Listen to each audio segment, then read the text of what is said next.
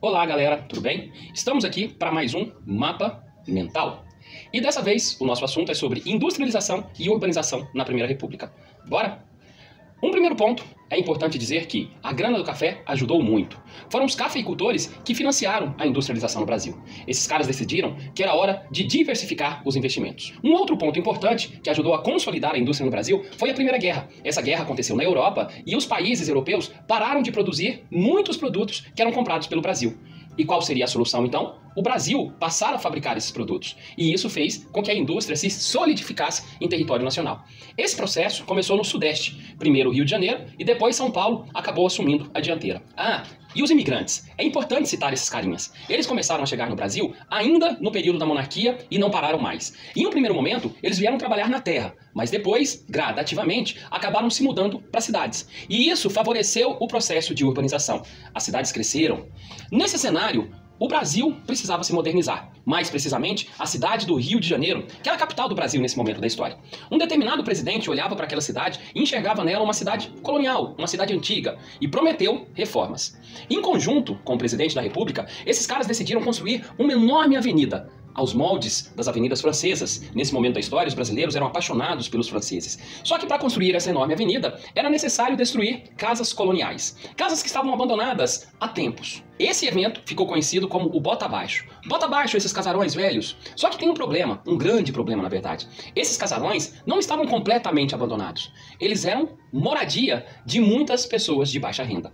Essas pessoas viviam ali de forma clandestina e de forma precária. Mas era a única forma que tinham para se proteger da chuva, do vento, do sol, era um abrigo. Só que essas casas foram para o chão. Segundo os historiadores, é nesse momento que vão surgir as favelas no Rio de Janeiro. Essas pessoas vão ter que subir um morro para construir moradias precárias, onde não existe nenhum serviço público. Pois bem, além do bota abaixo, um outro problema da cidade do Rio de Janeiro era a higienização. Essa cidade, apesar de ser a capital federal, era uma cidade suja e muitas doenças aconteciam por conta disso.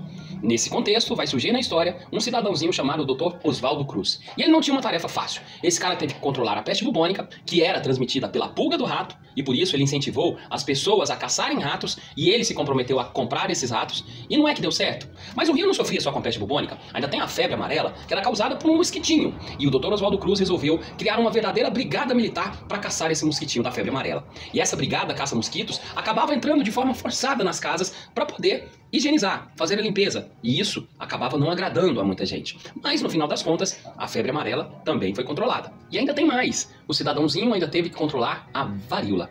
A varíola, senhores, só se resolveria com uma vacina. E o senhor Oswaldo Cruz conseguiu convencer o presidente da República a criar uma lei tornando a vacina obrigatória. E muitas pessoas foram vacinadas na marra, à força, sem o seu consentimento. Isso não foi nada legal. Essas pessoas se revoltaram, foram para as ruas. O Rio experimentou uma semana de vandalismos. Fogo dali é fogo de cá. A coisa ficou tensa. O governo federal teve que recuar. A obrigatoriedade da vacina já não mais valia. Com essa ação e a força dos militares nas ruas, a revolta da vacina acabou sendo controlada. E no final das contas, não é que o Dr. Oswaldo Cruz estava certo, a vacina realmente era eficiente. E o povo, ao perceber os efeitos dessa vacina, começou a se vacinar de forma voluntária. O clima nessa república esquenta cada vez mais. A revolta da vacina aconteceu em 1904.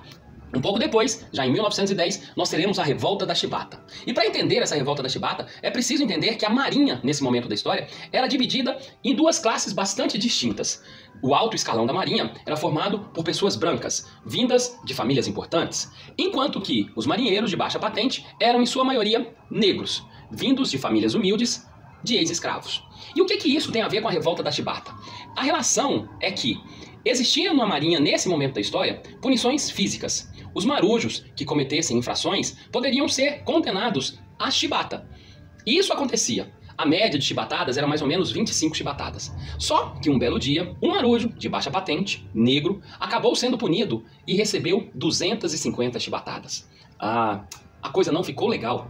Um cidadãozinho chamado João Cândido, que mais tarde vai ter o apelido de Almirante Negro, ele consegue coordenar os marinheiros de baixa patente, tomam o navio de guerra brasileiro e ameaçam bombardear a capital federal caso as suas reivindicações não sejam aceitas. E quais eram essas reivindicações?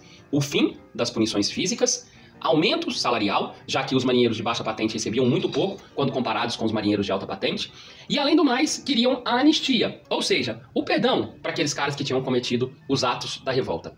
O clima estava tão tenso que o governo federal resolveu aceitar. Não, beleza, a gente aceita, é claro. Não precisa bombardear a cidade do Rio de Janeiro. Que isso? Calma, fica calma, galera. E depois dessa negociação, a revolta foi controlada.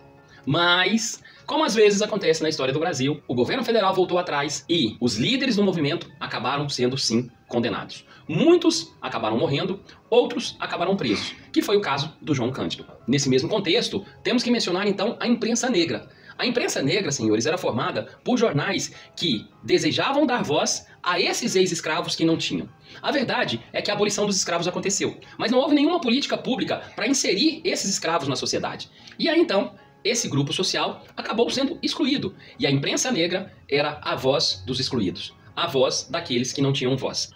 Um último ponto. E os operários? Se falamos de indústria, uma indústria tem operários. E como era a vida desses operários no Brasil, nesse momento em que a indústria estava se firmando? Não era nada fácil, senhores. Longa jornada de trabalho, baixa remuneração. E esses operários, então, vão lutar para conquistar direitos. E quem é que vai influenciar esses operários? As ideias anarquistas e as ideias comunistas, que foram criadas lá na Europa, mas que chegaram no Brasil trazidas por aqueles imigrantes que eu falei agora há pouco. Várias greves pontuais aconteceram no Brasil e eram sempre reprimidas por forças policiais. Até que, em uma das greves, um operário acabou sendo morto. E depois disso, esses operários resolveram realizar uma grande greve, que foi chamada de greve geral e aconteceu no ano de 1917. Era tanta gente, que dessa vez a polícia não tinha como controlar.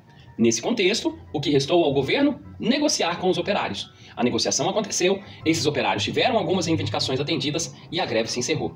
Mas o mais importante dessa greve é que foi a partir desse momento que os operários brasileiros tomaram consciência de classe, que esses operários perceberam que tinham força e que deveriam se unir, se organizar em sindicatos para que pudessem ter os seus direitos garantidos. É isso, senhores. Agradeço pela atenção, muito obrigado, espero que vocês tenham compreendido. Valeu, fui!